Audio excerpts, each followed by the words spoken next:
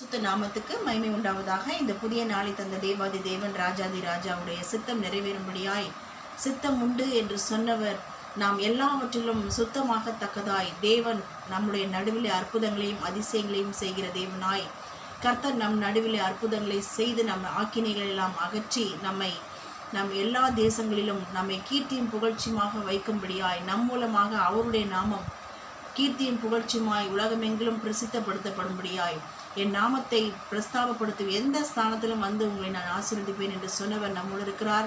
நாம் கர்த்தரோடு இருக்கிறோம். ஆகவே இந்த நாளை அடிஷனலாய் தந்த தேவாதி தேவன் ராஜாதி ராஜா நம்முடைய நேசருக்கு இருதயத்தின் ஆழத்திலிருந்து நன்றிகளை செலுத்தி இந்த சத்தத்தை கேட்கிறவங்கள் ஒவ்வொருவரையும் பிதா குமாரன் பரிசுத்தாவியின் நாமத்தினாலே ஆசீர்வதித்து வாழ்த்துகிறேன்.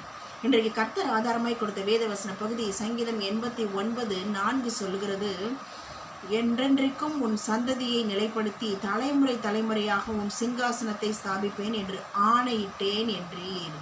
ஸோ என்றென்றைக்கும் நம் தலைமுறையை நம்முடைய சந்ததியை நிலைப்படுத்தி தலைமுறை தலைமுறையாய் நம்முடைய சிங்காசனத்தை ஸ்தாபிப்பேன் என்று ஆணையிட்டேன். So Lord will establish the seat of the throne to our generation forever and evermore.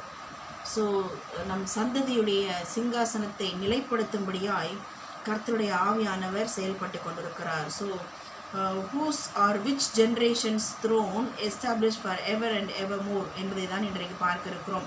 Number 1, whose grace endures for evermore. யாருக்கு தேவனுடைய கிருபை என்றென்றைக்கும் நிலை பெற்றிருக்கிறதோ அந்த கிருபையினாலே சிங்காசனத்தை கர்த்தர் நிலைப்படுத்துகிறவராய் செயல்பட்டு கொண்டிருக்கிறார். ஸோ கிருபையினாலே சிங்காசனம் நிலைவரப்படுகிறது. Number 2, who chosen generation their throne endures forever. So தெரிந்து கொள்ளப்பட்ட சந்ததியுடைய சிங்காசனத்தை கர்த்தர் என்றென்றைக்கும் நிலைத்திருக்கும்படியாய் செயல்பட்டு கொண்டிருக்கிறார். Number 3, whose mouth proclaim the truth of the Lord to all generations. அதாவது எல்லா தலைமுறைகளுக்கும் கர்த்தருடைய சத்தியத்தை உண்மையை விவரித்து சொல்லுகிற ஜென்ரேஷனுடைய சிங்காசனத்தை கர்த்தர் நிலைவரப்படுத்துகிறார். So which generation proclaim the truth of the Lord will endures forevermore. So அந்த ஜெனரேஷனுடைய அந்த தலைமுறையுடைய சிங்காசனம் நிலைவரப்படும்படியாய் கர்த்தருடைய நாமத்தை அறிவிக்கும்படியாய் தெரிந்து கொள்ளப்பட்ட சந்ததியாய் இருக்கிறபடினாலே கர்த்தர் அந்த நம்முடைய தலைமுறையின் சிங்காசனத்தை நிலைவரப்படுத்துகிறவராய் செயல்பட்டு கொண்டிருக்கிறார். Number 4, justice and judgment or the habitation of the throne, mercy and truth shall go before us.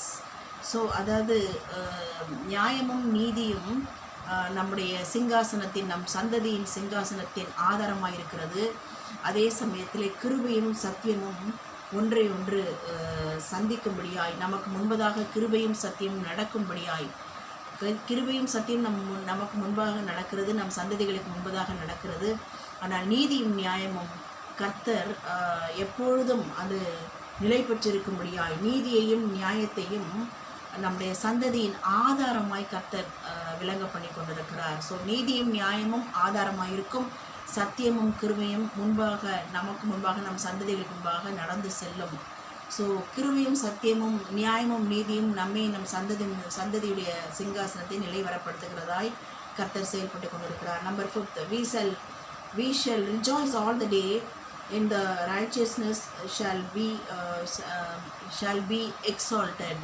So நீதிமானுடைய சிங்காசனத்தை கர்த்தர் உயர்த்துகிறவராய் நமக்கு கர்த்தர் எப்போதும் கர்த்தருக்குள்ளாக அவருடைய பிரசனத்திலே மகிழ்ந்து களி கூறும்படியாய் நீதிமான்களுடைய சிங்காசனத்தை நிலைவரப்படுத்தி உயர்த்துகிற தேவனாய் அவருடைய நாமத்தை நாம் உயர்த்துகிறபடினாலே அவருடைய நாமத்தில் நாள்தோறும் களி கூர்ந்து அவருடைய நீதியில் நாம் உயர்ந்திருக்கும்படியாய் கர்த்தர் செயல்பட்டு கொண்டிருக்கிறார். ஸோ கேட்ட அந்த 5 வார்த்தையின்படியாக நமக்கு பின்பாக நம்முடைய சந்ததிகளின் சிங்காசனம் நிலை பெற்றிருக்கும். பிகாஸ் சொன்ன அந்த 5 காரியங்களின் நிமித்தமாக கர்த்தர் செயல்பட்டு கொண்டிருக்கிறார். 5 விலைமதிப்பற்ற பொக்கிஷங்கள்.